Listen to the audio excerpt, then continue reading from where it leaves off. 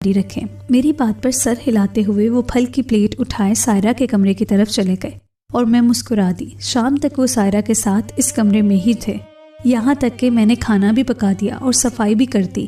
پہلے میں نے سوچا کہ میں بھی سائرہ کے کمرے میں جا کر ان دونوں کے ساتھ بیٹھ جاؤں، لیکن پھر میں نے سوچا کہ ان دونوں باپ بیٹی کے بیچ میں بھلا میرا کیا کام ہے، اور میں کمرے میں واپس آ گئی۔ ہمارے گھر میں روز کا یہی معمول تھا، میرے سسر سائرہ کے پیچھے پیچھے اس کے نخرے اٹھاتے پھرتے اور سائرہ انہیں مزید نخرے دکھاتی۔ کبھی کبھی تو مجھے سائرہ سے جلن محسوس ہوتی کہ وہ کتنی خوش نصیب ہے کہ اسے اس کا باپ ہر چیز مہیا کرنے کو تیار ہے، جبکہ میرے گھر میں میرے ساتھ ایسا کچھ نہیں تھا۔ میں اپنے باپ کی 5ویں بیٹی تھی، ایسا نہیں تھا کہ میرا باپ مجھ سے پیار نہیں کرتا تھا، لیکن جیسی محبت میرا سسر سائرہ سے کرتا تھا ایسی محبت اور توجہ میرے باپ نے کبھی مجھے نہیں دی تھی۔ میرا باپ تو ہم بیٹیوں سے ایک فاصلے پر رہتا تھا اور ہمارے حوالے سے جو کوئی بھی بات ہوتی وہ ہماری ماں سے ہی کہتا، لیکن مجھے کیا خبر تھی کہ میرے سسر کا سائرہ کے پیچھے پیچھے پھرنے کا اصل مقصد کیا ہے۔ اگر بارش اتنی تیز نہ ہوتی اور بجلی کڑکنے کی آواز سے میری جان نہ نکلی ہوتی تو شاید میں سب کچھ جان ہی نہیں پاتی کہ میرا سسر تو اپنی ہی بیٹی کو اپنی تسکین کے لیے برباد کر رہا تھا۔ جیسے ہی اس رات میں کمرے میں داخل ہوئی تو یہ دیکھ کر میرے رونگٹے کھڑے ہو گئے کہ میرا سسر سائرہ کو زبردستی جکڑ کر اس کے ساتھ بہت ہی نازیبا سلوک کر رہا تھا، اور وہ اس قدر محو تھا کہ اسے میرے آنے کی خبر نہ ہو سکی۔ میرے سسر پر پوری طرح سے شیطان سوار تھا، اور سائرہ جو کہ بالکل دھان پان سی تھی اپنے باپ کے رحم و کرم پر تھی، اس کی سسکیوں سے سارا کمرہ گونج رہا تھا۔ وہ ہلکی ہلکی مزاحمت کر رہی تھی، لیکن شاید اس کے اندر جان باقی نہ رہی۔ نہ جانے وہ کب سے سب کچھ سہ رہی تھی۔ اس کا چپ چاپ رہنا، اپنے باپ سے چڑنا، خود کو کمرے میں بند رکھنا، اس کی ایک ایک عادت کے پیچھے چھپی وجہ مجھے آج سمجھ آئی تھی۔ جیسے ہی میرے سسر کو میری موجودگی کا احساس ہوا، وہ سائرہ کو چھوڑ کر پلٹے اور مجھے کھڑا دیکھ کر ہکا بکا رہ گئے۔ شاید ان کے گمان میں بھی نہیں تھا کہ میں رات کے اس پہر اپنے کمرے سے نکل کر نیچے بھی آ سکتی ہوں۔ مجھے دیکھ کر ان کے چہرے کے رنگ بدل گئے اور وہ گھبرا گئے۔ ہکلاتے ہوئے مجھ سے پوچھنے لگے کہ بہو تم یہاں کیا کر رہی ہو، تمہیں کچھ چاہیے؟ میں نے آگے بڑھ کر سائرہ کا ہاتھ پکڑا، اسے اپنے پیچھے چھپا لیا۔ وہ بری طرح سے کانپ رہی تھی۔ میں نے کہا کہ بہتر یہی ہے کہ آپ ابھی اور اسی وقت یہاں سے نکل جائیں۔ آپ جیسے باپ کو تو بیچ چوراہے پر سولی پہ لٹکا دینا چاہیے تاکہ آئندہ کوئی ایسی درندگی کا نشانہ نہ بنے۔ یہ سنتے ہی میرے سسر ایک دم سے غصے میں آ گئے اور کہنے لگے کہ زیادہ بکواس کرنے کی ضرورت نہیں، سائرہ نے میرے خلاف تمہارے کان بھر دیے ہیں جو بھی تو ایسی باتیں کر رہی ہو۔ میں اپنے سسر کی ڈٹائی پر حیران رہ گئی، کیونکہ میں نے سب کچھ اپنی آنکھوں سے دیکھا تھا۔ میں نے غصے میں کہا کہ آپ کیسے بے غیرت انسان ہیں کہ اتنا بڑا گناہ کرنے کے باوجود بھی آپ کو ذرا سا پچھتاوا نہیں۔ میں آپ سے آخری بار کہہ رہی ہوں، اگر آپ ابھی اور اسی وقت یہاں سے نہیں گئے تو میں پولیس کو فون کر کے بلا لوں گی۔ میری ذرا سی دھمکی سے ڈر کر کمرے سے باہر نکل گئے اور میں نے جلدی سے کمرے کا دروازہ بند کیا۔ سائرہ کی حالت بہت خراب تھی اور خوف تو مجھے بھی بہت محسوس ہو رہا تھا، لیکن نہ جانے میں نے کیسے اتنی ہمت کر لی۔ میں آگے بڑھ کر اسے گلے لگا لیا تو وہ پھوٹ پھوٹ کر رونے لگی۔ نہ جانے کتنے عرصے کا غم اس کے دل میں جمع تھا، اس لیے میں نے اسے رونے دیا، اور جب رو رو کر اس کا دکھ کچھ کم ہوا تو اس نے مجھے خود ہی بتانا شروع کر دیا کہ وہ 12 سال کی تھی جب اس کی ماں کی شادی میرے سسر سے ہوئی۔ سائرہ کی اس پہلی لائن پر ہی میں نے حیرت سے اس کی طرف دیکھا اور پوچھ بیٹھی، کیا تم راشد کے ابا کی بیٹی نہیں ہو؟ جس پر سائرہ نے نفی میں سر ہلا دیا اور بتانے لگی کہ جب وہ 10 سال کی تھی تو اس کے سگے باپ نے اس کی ماں کو طلاق دے دی تھی اور سائرہ کو بھی اس کی ماں کے حوالے کر دیا تھا، جبکہ سائرہ کی ماں سائرہ کو نہیں لینا چاہتی تھی۔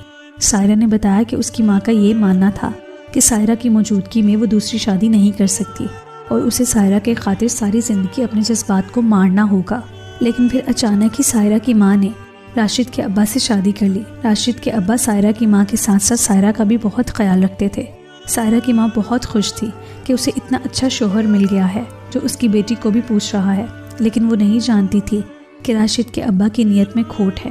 سائرہ نے بتایا کہ جب اس کی ماں زندہ تھی، راشد کے ابا اس وقت بھی سائرہ کے ساتھ بہت عجیب حرکتیں کرتے تھے۔ سائرہ کی عمر 12 سال ہو چکی تھی اور وہ جوانی کی دہلیز پر قدم رکھے تھی۔ اسے صحیح اور غلط کا اندازہ ہونے لگا تھا۔ وہ سمجھ رہی تھی کہ اس کا دوسرا باپ جس انداز سے اسے دیکھتا ہے اور ہاتھ لگاتا ہے وہ غلط ہے۔ سائرہ سسکیاں بھرتے ہوئے بتا رہی تھی کہ راشد کا ابا اس کی ماں کی موجودگی میں ہی اسے زبردستی اپنے کمرے میں سونے پر مجبور کرتا، اور جب اس کی ماں گہری نیند میں ہوتی تو وہ سائرہ کو پریشان کرنے لگتا۔ کچھ وقت تو سائرہ یہ سب کچھ برداشت کرتی رہی، لیکن پھر ایک دن اس نے اپنی ماں سے اس بارے میں بات کی تو اس کی ماں نے اس پر بھروسہ کرنے کے بجائے اس کے منہ پر ایک تھپڑ رسید کر دیا اور کہنے لگی کہ تمہیں شرم نہیں آتی؟ اپنے باپ کے بارے میں ایسی بات کرتے ہو، وہ ہر وقت تمہارا خیال رکھتے ہیں اور تم انہی کے کردار کو گندا کر رہی ہو۔ میری سگی ماں نے ہی مجھ پر بھروسہ نہیں کیا تو میں کسی اور سے کیا گلہ کرتی۔ دن گزرنے کے ساتھ ساتھ میرا یہ دوسرا باپ شیر ہوتا جا رہا تھا۔ جیسے جیسے ہی جوان ہو رہی تھی اس کی نیت مزید خراب ہوتی جا رہی تھی۔ پہلے تو وہ صرف مجھے تھوڑا بہت ہی تنگ کرتا تھا، لیکن جیسے جیسے میں جوان ہو رہی تھی وہ اپنی ہر حد پار کرتا جا رہا تھا۔ وہ ایک دن ایسا ہوا کہ جب اس نے ساری حدیں توڑ دی۔ میری ماں کسی کام سے بازار گئی تھی اور جب واپس آئی تو اس نے سب کچھ اپنی آنکھوں سے دیکھ لیا، اور اس کے بعد وہ مجھے ہی قصوروار ٹھہرانے لگی کہ میں نے اس کے شوہر کو بہکایا ہے اور میں ایک آستین میں چھپی ناگن ہوں جس نے اپنی ہی ماں کا گھر خراب کیا ہے۔ میں نے اپنی ماں کو لاکھ سمجھانے کی کوشش کی کہ میرا کوئی قصور نہیں ہے، میں تو خود حالات کی ستائی ہوں، لیکن میری ماں کو بالکل بھی یقین نہ آیا اور اس سے یہ بات برداشت نہ ہوئی اور اسے دل کا دورہ پڑ گیا۔ کچھ دن اسپتال میں رہنے کے بعد وہ زندگی کی بازی ہار گئی، لیکن جانے سے پہلے اسے اس بات کا احساس ہو گیا تھا کہ قصوروار میں نہیں بلکہ اس کا شوہر ہے۔ میری ماں نے مرنے سے پہلے مجھ سے معافی مانگی، لیکن مجھے اس معافی کی اب کوئی ضرورت نہیں تھی، کیونکہ اگر میری ماں پہلے ہی دن میری بات کا یقین کر لیتی تو نوبت یہاں تک نہ آتی اور یوں روز روز اپنی ہی ستیلے باپ کے ہاتھوں پامال نہ ہوتی۔ ماں کے انتقال کے بعد پہلے تو میں نے سوچا کہ میں یہ گھر چھوڑ کر کہیں چلی جاتی ہوں، لیکن پھر مجھے اس بات کا احساس ہوا کہ ایک اکیلی عورت کے لیے تو یہ سارا ہی معاشرہ ایک درندہ ہے، اور میں تو پھر بالکل جوان لڑکی تھی۔ میں اس گھر کو چھوڑ کر جاتی بھی کہاں؟ میرے ساتھ بھی یہی سب کچھ ہوتا۔ مجبوراً مجھے اپنی قسمت سے سمجھوتا کرنا پڑا۔ میں نے کبھی یہ بات راشد بھائی کو نہ بتائی، کیونکہ مجھے ڈر تھا کہ اگر راشد بھائی میری بات کا بھروسہ نہیں کریں گے تو میں کہاں جاؤں گی۔ میری ماں کے انتقال کو 6 سال ہونے والے ہیں، اور ان گزرے 6 سالوں میں ہر دن میرے ستیلے باپ نے میرے ساتھ ایسا ہی سلوک کیا ہے۔ میں نے سائرہ کے ہاتھوں کو اپنے ہاتھوں میں دبایا اور اسے یقین دلایا کہ آج کے بعد اس کے ساتھ ایسا کچھ نہیں ہوگا۔ میں نے اس سے کہا کہ اگر تم پہلے ہی مجھے یہ سب بتا دیتی تو میں تمہاری مدد ضرور کرتی، جس پر سائرہ ایک تلخ سی ہنسی اور کہنے لگی، میں تو وہ ہوں جس پر اس کی ماں نے بھروسہ نہیں کیا، تو آپ کیسے کرتی؟ سائرہ کی ہنسی میں چھپے درد نے میرا دل چھلنی کر کے رکھ دیا۔